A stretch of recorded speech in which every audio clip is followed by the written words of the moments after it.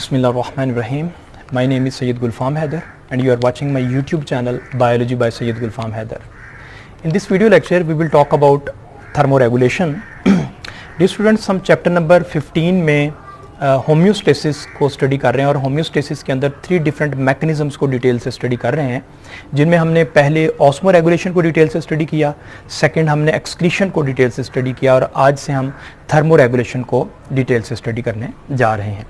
तो सबसे पहले हम देखते हैं कि थर्मो रेगुलेशन है क्या, how we can define thermoregulation. तो हम कहते हैं it is actually the maintenance of internal temperature, maintenance of internal temperature within a tolerable range. Temperature को, ऑर्गेनिज्म की बॉडी के अंदर के टेम्परेचर को एक टॉलरेबल रेंज के अंदर रखना होम्योस्टेसिस कहलाता है। एक्सटर्नल टेम्परेचर जितना मर्जी चेंज हो जाए, अंदर का टेम्परेचर टॉलरेबल रेंज के अंदर ही रहे। टॉलरेबल रेंज डियर स्टूडेंट्स क्या है? 36 से 38 डिग्री सेल्सियस के दरमियान में, और इसमें ऑप्टिमम टेम्परेचर जो ह्यूमन का होता है वो 37 डिग्री सेल्सियस होता है। तो टेम्परेचर को 36 से 38 डिग्री जो कि टॉलरेबल रेंज है इसके अंदर रखना, this is thermoregulation. Dear students, हम थर्मो रेगुलेशन प्लांट्स में पहले स्टडी करेंगे, उसके बाद हम एनिमल्स की तरफ जाएंगे, एनिमल्स में थर्मो रेगुलेशन को स्टडी करेंगे। अभी हम देखते हैं कि प्लांट्स के अंदर थर्मो रेगुलेशन क्या होती है। ये बात हमने ज़हन में रखनी है कि प्लांट डिफरेंट तरह की कंडीशंस में पाए जाते हैं। कुछ ऐसी कंडीशंस है जहाँ पे टेम्परेचर बहुत ज़्यादा होता है, हाई टेम्परेचर, जिस तरह से टेम्परेट रीजन है, temperature up to 40 to 45 degree Celsius हो सकता है। ट्रॉपिकल रीजन्स हैं जहाँ पे टेम्परेचर 40 प्लस पे चला जाता है, 45 प्लस पे चला जाता है, हाई टेम्परेचर होता है।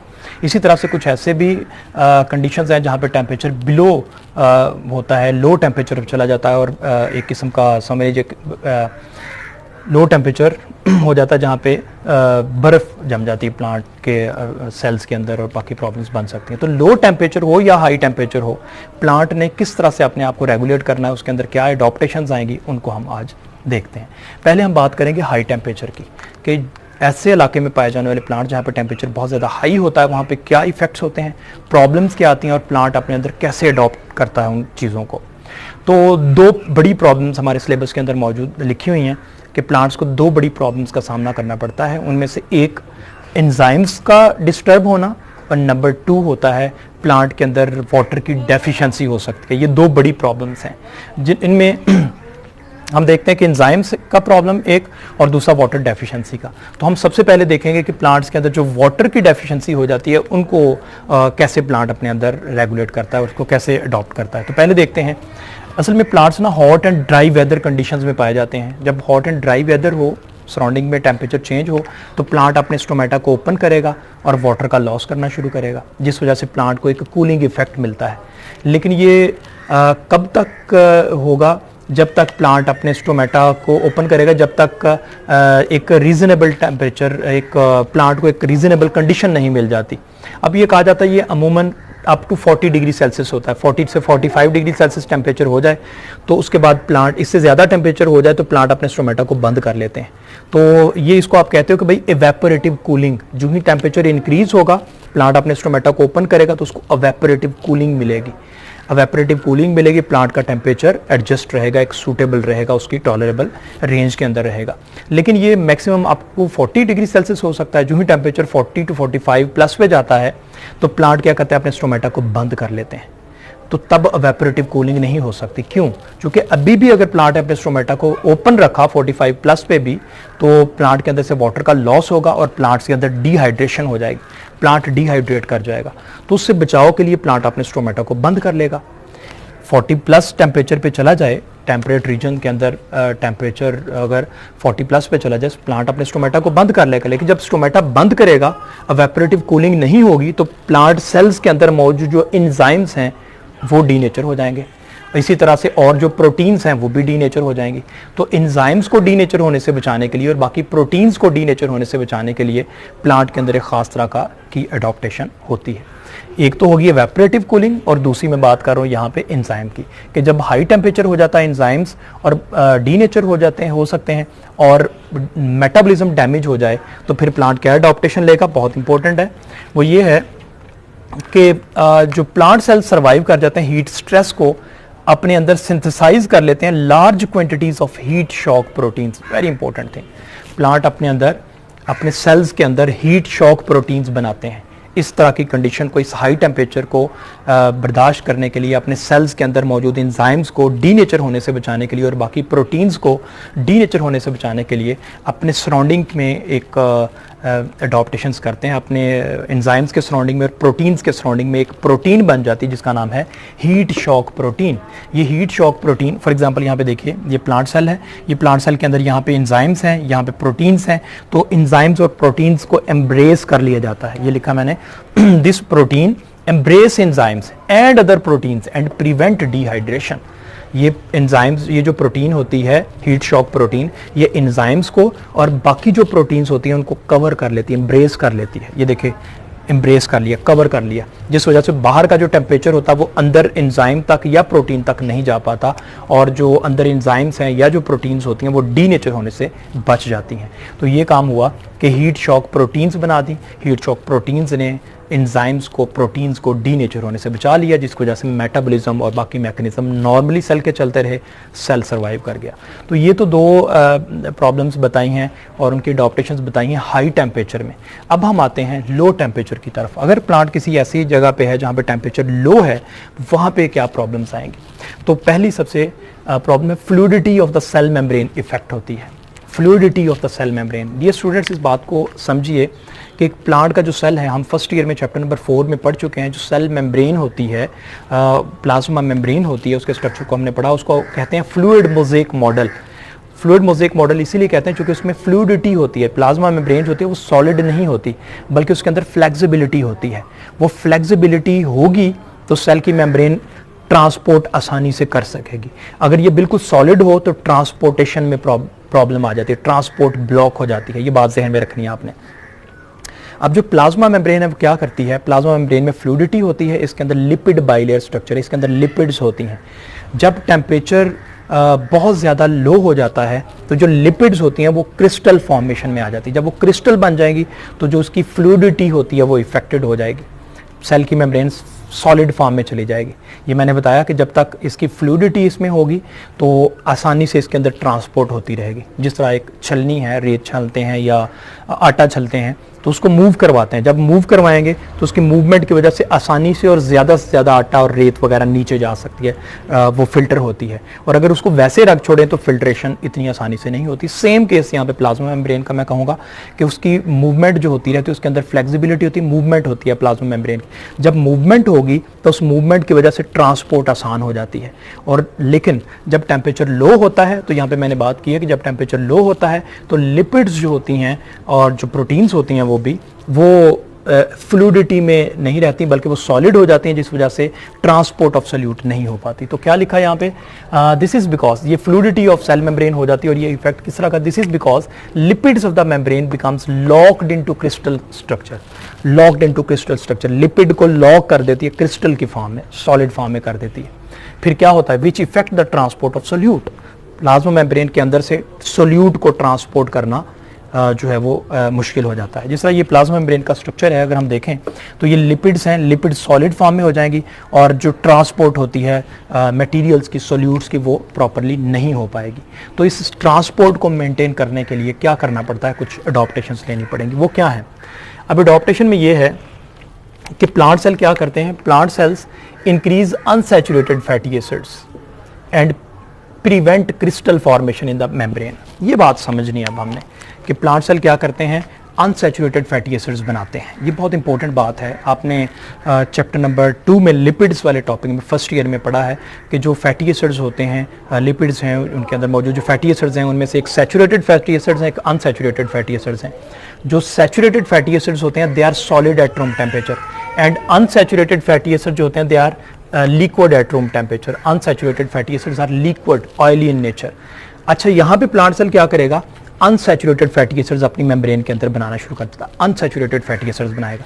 जब वो अनसैचुरेटेड फैटी एसिड्स उसकी मेम्ब्रेन के अंदर आएंगे जो कि ऑयल इन नेचर है, लिक्विड है स्ट्रक्चर में, तो प्लाज्मा मेम्ब्रेन जो होती है उसकी फ्लूइडिटी दोबारा मेंटेन हो जाएगी और ट्रांसपोर्ट ऑफ सोल्यूट दोबारा नॉर्मली होना शुरू हो जाएगी। इस बात को समझिए कि जब लिपिड क्रिस्टल फॉर्म में बन जाते हैं प्लाज्मा मेम्ब्रेन के अंदर, सेल मेम्ब्रेन के अंदर, तो वो उसको लॉक कर देते हैं, सोल्यूट ट्रांसपोर्ट नहीं हो पाती चूँकि वो सॉलिड हो गई है। लेकिन जब प्लांट सेल क्या करता है, इस तरह के लो टेम्परेचर में अपने अंदर अनसैचुरेटेड फैटी एसिड्स को बनाता है और लिपिड की जगह पे वो लिक्विड फॉर्म में होते हैं। उसकी वजह से सेल मेम्ब्रेन जो होती है उसमें फ्लेक्सिबिलिटी आ जाती है, उसमें फ्लूइडिटी आ जाती है, और प्लाज्मा मेम्ब्रेन की फ्लूइडिटी की वजह से फिर ट्रांसपोर्ट ऑफ सोल्यूट दोबारा होना शुरू हो जाती है। तो ये बात की है, अडॉप्टेशन की है कि unsaturated fatty acids plant cell अपने मेम्ब्रेन के अंदर बनाता है, वो अनसैचुरेटेड फैटी एसिड्स उसकी ट्रांसपोर्ट को दोबारा नॉर्मल कर देते हैं। एक तो बात ये होगी। इसी तरह सिर्फ लिपिड से नहीं बल्कि प्लांट सेल की मेम्ब्रेन के अंदर जो मौजूद प्रोटीन्स हैं उनके स्ट्रक्चर में भी डिस्टर्बेंस आती है और उनको भी उनके अंदर भी अडॉप्टेशंस की जाती हैं, उसको भी मेंटेन किया जाता है। एक बात और मैं यहाँ पे बताना चाहता हूँ कि जो कंडीशंस चेंज होती हैं ये ग्रेजुअली चेंज होती हैं। एनवायरमेंटल कंडीशन प्लांट में जो चेंज होती हैं, सराउंडिंग में जो चेंज होती हैं, ये ग्रेजुअली चेंज होती हैं। ग्रेजुअली चेंज होने से क्या मुराद है? फॉर एग्जांपल आप देखते हैं कि सर्दी का मौसम आने वाला, तो सर्दी का मौसम यकदम नहीं आता बल्कि टेक टाइम लगता है। फॉर एग्जांपल अगस्त में टेम्परेचर थोड़ा सा चेंज होता है, सितंबर में और चेंज होता है, नवंबर में सर्दी ज़्यादा आ जाती है, फिर दिसंबर जनवरी बहुत ज़्यादा सर्दी का मौसम है।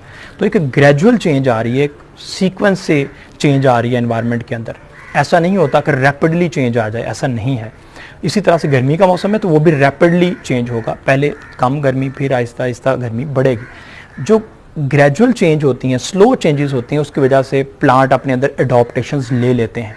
स्लो चेंजेस में को प्लांट अपने अंदर एडॉप्टेशंस ले लेते हैं, लेकिन अगर चेंज रैपिड हो तो वो प्लांट के लिए नुकसानदेह हो सकती है। ये मैं बात बता दूं आपको कि अगर रैपिड चेंज आए, रैपिड चिलिंग हो जाए या रैपिड टेम्परेचर बहुत ज़्यादा हाई हो जाए तो प्लांट को डैमेज कर सकता है।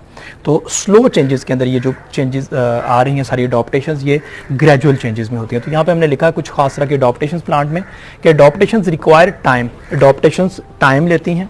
कैसे? Rapid chilling is more disturbing than gradual drop in temperature. Rapid chilling, यकदम सर्दी में प्लांट को पकड़ के हम फ्रीजर में रख देते हैं तो वो डैमेज हो जाएगा, उसके सेल डेड हो जाएंगे। लेकिन अगर हम उसको स्लोली कोई ऐसा टेम्परेचर चेंज होने देते हैं और फिर आहिस्ता आहिस्ता वो ऐसी कूलिंग जगह पे जाता है तो फिर वो अपने अंदर एडॉप्टेशंस ले सकता है। तो ये बात है कि रैपिड चिलिंग जो होती है ये ज़्यादा डिस्टर्बिंग होती है ग्रेजुअल चेंज इन टेम्परेचर की निस्बत। तो ये एक बड़ी इंपॉर्टेंट बात है जो जहन में रखनी है। उसके बाद third and the most important is ice crystal formation.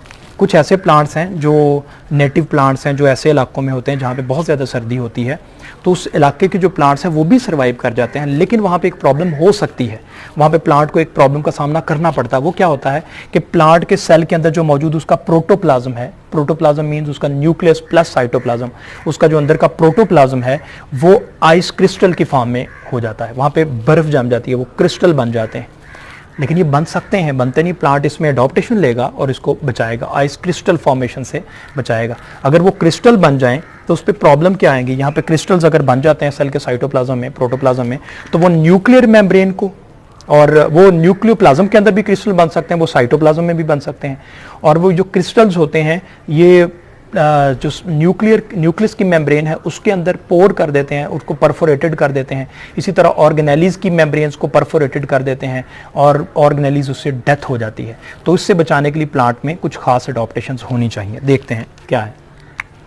हमने लिखा जी, ice crystal formation around the cell wall does not effect as badly and plant cell survive. अच्छा, ये पहली बात तो ये है कि अगर प्लांट सेल वॉल में, ये देखें अगर ice crystal formation cell wall में होती है, ये बहुत इंपॉर्टेंट बात है, ये भी आपने जहन में रखनी है। एक पॉइंट है कि अगर ice crystal formation cell wall में होती है तो वो प्लांट सेल को बड़ा नुकसान नहीं पहुंचाती। ये बात आपने जहन में रखनी है। सेल वॉल बाहर आउटर वॉल रहती है और सेल वॉल में अगर कोई आइस क्रिस्टल फॉर्मेशन होती है तो बड़ा नुकसान नहीं पहुंचाती, वो प्लांट इसको एडजस्ट कर लेता है। प्लांट को बड़ी अडॉप्टेशंस की भी इसमें ज़रूरत नहीं होती, प्लांट एडजस्ट कर लेता है। आगे लिखा है ice crystal formation with in the protoplasm, और ये प्रोटोप्लाज्म है जिसकी बात की है कि प्रोटोप्लाज्म में दो चीज़ें आ जाएंगी, इसमें न्यूक्लियस आ जाएगा और इसमें इसका साइटोप्लाज्म आ जाएगा। तो प्लांट का जो प्रोटोप्लाज्म है यानी कि न्यूक्लियस और साइटोप्लाज्म, ये परफोरेट कर देता है द प्लाज्मा मेम्ब्रेन, सेल की मेम्ब्रेन को। अगर यहाँ पे क्रिस्टल बन गए तो ये सुराख कर देगा, प्लाज्मा मेम्ब्रेन के अंदर सुराख कर देगा, एंड ऑर्गेनेलीज, और ऑर्गेनेलीज के अंदर भी सुराख कर देगा, जिससे सेल डेड हो जाएगा, सेल की डेथ हो जाएगी। अगर सेल के साइटोप्लाज्म के अंदर क्रिस्टल्स बन जाते हैं तो उन क्रिस्टल्स की वजह से प्लाज्मा मेम्ब्रेन में और जो ऑर्गेनेलीज हैं उनकी मेम्ब्रेन्स के अंदर सुराख हो जाएंगे और वो डेड हो जाएंगे। अब इसको बचाना है कैसे, इसके लिए अडॉप्टेशन देखते हैं। इसके लिए जो अडॉप्टेशंस हैं वो बता रहा हूँ जी कि जो सख्त सर्दी में पाए जाने वाले प्लांट्स हैं, जिस तरह ओक्स हैं, ओक उर्दू में इसको कहा जाता है शाह बलूत का दरख्त होता है। इसी तरह से मैपल्स हैं, मैपल्स ये शुगर वगैरह बनाने के लिए प्लांट होता है, वो काम आता है। इसी तरह रोज़ हैं, गुलाब के पौधे। तो ये जो प्लांट्स हैं ये कोल्ड प्लांट्स हैं, ओक है, मैपल्स हैं, रोजेज़ हैं, ये कोल्ड इलाके में पाए जाने वाले प्लांट्स हैं। ये क्या करते हैं, they bring changes in composition of solute, ये सोल्यूट की कॉम्पोजिशन में चेंज लेके आते हैं। ये सेल का साइटोप्लाज्म है, तो इस सेल के साइटोप्लाज्म की जो कॉम्पोजिशन है, इसके अंदर जो लिक्विड्स हैं उसके अंदर चेंज लेके आएंगे, अंदर एक चेंज लेके आएंगे। वो चेंज क्या है, वो चेंज यूँ समझ लीजिए कि अंदर सॉल्ट की कंसंट्रेशन को बढ़ा देते हैं। सेल के साइटोप्लाज्म के अंदर सॉल्ट कंसंट्रेशन बढ़ जाती है। ये बहुत इंपॉर्टेंट बात है, पहले ये लिख लें। कॉम्पोजिशन ऑफ सोल्यूट को चेंज करेंगे, change in the composition of solute, cell के साइटोप्लाज्म की कॉम्पोजिशन को चेंज करेंगे of the cell, which change the cytosol to super cool, जिससे उनका साइटोसोल यानी कि साइटोप्लाज्म जो होता है वो सुपर कूल हो जाता है, विदाउट आइस क्रिस्टल फॉर्मेशन। इसका मतलब होता है कि क्रिस्टल नहीं बनेंगे, बर्फ नहीं बनेगी, बर्फ नहीं बनेगी, और जो क्रिस्टल्स होते हैं they are formed in the cell wall, अगर बने तो वो हार्मलेस होते हैं, वो नुकसान नहीं पहुंचाते। तो ये बात मैं दोबारा बताना चाहता हूँ कि अगर सेल के साइटोप्लाज्म के अंदर बहुत ज़्यादा ठंड हो जाती है, क्रिस्टल्स बन जाते हैं, तो वो मेम्ब्रेन्स को डिस्टर्ब करेगा, सेल की मेम्ब्रेन को और ऑर्गेनेलीज की मेम्ब्रेन को परफोरेट कर देगा, सेल डेड हो जाएगा। तो उससे बचाव के लिए क्या होता है, इसकी जो इसका सोल्यूट है, इसके अंदर जो मौजूद साइटोप्लाज्म के अंदर मौजूद जो सॉल्ट्स हैं उनकी कॉम्पोजिशन को चेंज किया जाता है। उनकी कॉम्पोजिशन को चेंज क्या किया जाता है, उसके अंदर सेल ज़्यादा सॉल्ट कंसंट्रेशन बढ़ा देता है। और हमने ये पढ़ा हुआ कि जितना एक लिक्विड में पानी के अंदर फॉर एग्जांपल सॉल्ट कंसंट्रेशन को बढ़ा दें तो उसका फ्रीजिंग जो पॉइंट होता है, उसका फ्रीज होना, उसको वो बिलो चला जाता है। फॉर एग्जांपल एक नॉर्मल पानी है तो वहाँ पे जो टेम्परेचर वो 0 डिग्री सेल्सियस पे क्रिस्टल बन जाते हैं।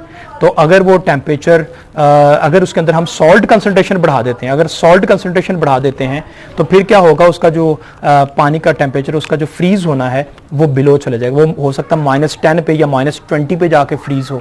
तो ये बात जहन में रखें, सॉल्ट कंसंट्रेशन बढ़ाने से पानी के अंदर जो उसकी सैचुरेशन, जो उसकी क्रिस्टल फॉर्मेशन होती है उसको डिले किया जाता है, उसको स्लो किया जा सकता है। इसको आप कहते हैं सुपर कूल। साइटोसोल क्या होता है, सुपर कूल हो जाता है। तो प्लांट सेल क्या करता है, अपने सोल्यूट की कॉम्पोजिशन को चेंज करता है, उसके अंदर अपने सोल्यूट, अपने लिक्विड के अंदर, साइटोप्लाज्म के अंदर, साइटोसोल के अंदर सॉल्ट कंसंट्रेशन को इतना ज़्यादा कर देता है जिसकी वजह से वो ठंड तो होगी, उसमें टेम्परेचर बहुत ज़्यादा कम हो जाएगा लेकिन वो फ्रीज नहीं होगा।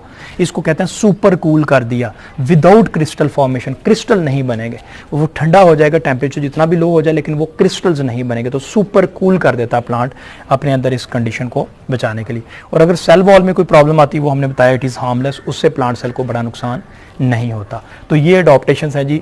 लो टेम्परेचर के अंदर प्लांट अपने अंदर अपनी फ्लूइडिटी ऑफ सेल मेम्ब्रेन को कैसे मेंटेन करता है, इसी तरह से प्लांट की जो प्रोटीन्स हैं वो कैसे एडजस्ट होती हैं, और आइस क्रिस्टल फॉर्मेशन से प्लांट सुपर कूल करके अपने सेल के साइटोप्लाज्म को सेव कर